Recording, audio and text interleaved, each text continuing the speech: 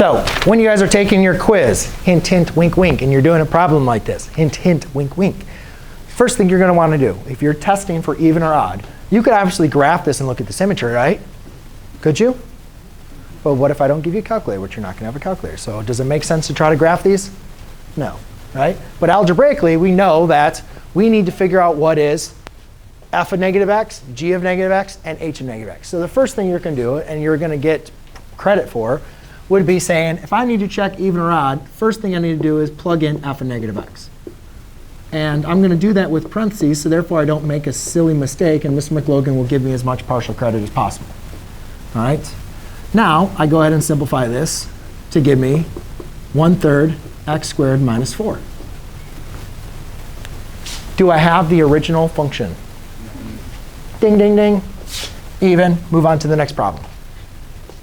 You guys kind of see how like basic it can be when it's even, right? Move to the next one. G of negative x equals negative x cubed all over negative x minus 5. Go ahead and simplify this. I get negative x cubed divided by negative x minus 5.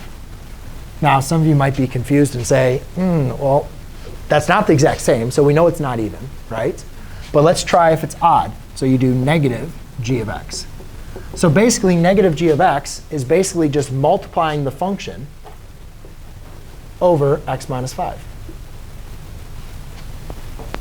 Now, be very, very careful when you're multiplying a function by negative 1.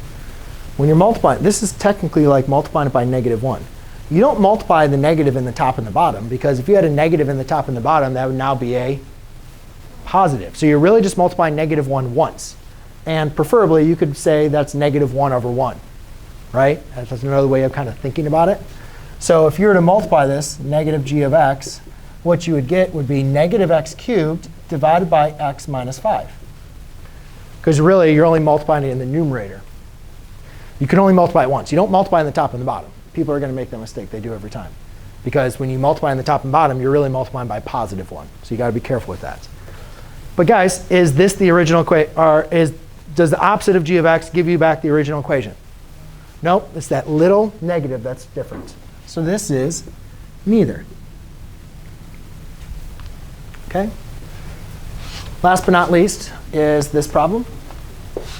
H of negative x is going to be 4 times negative x to the 5th minus 2 times negative x cubed plus 2 times negative x. All right? Now, anytime you have a negative variable or number, anything negative raised to an odd power is always negative. Anything negative raised to an even power is always positive.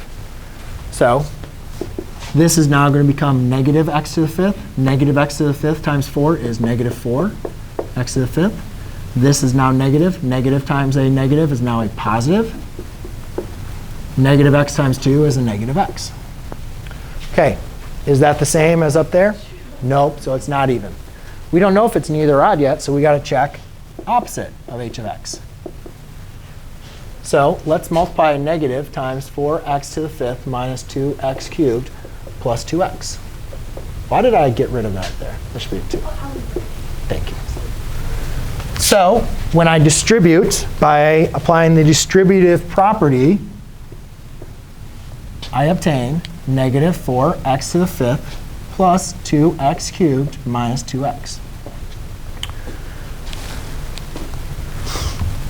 Is that even or odd? Is it the exact same as the wait a minute, what did I do? Is h of negative x the same thing as the odd, the opposite? Yeah. So it's odd. There we go. Done.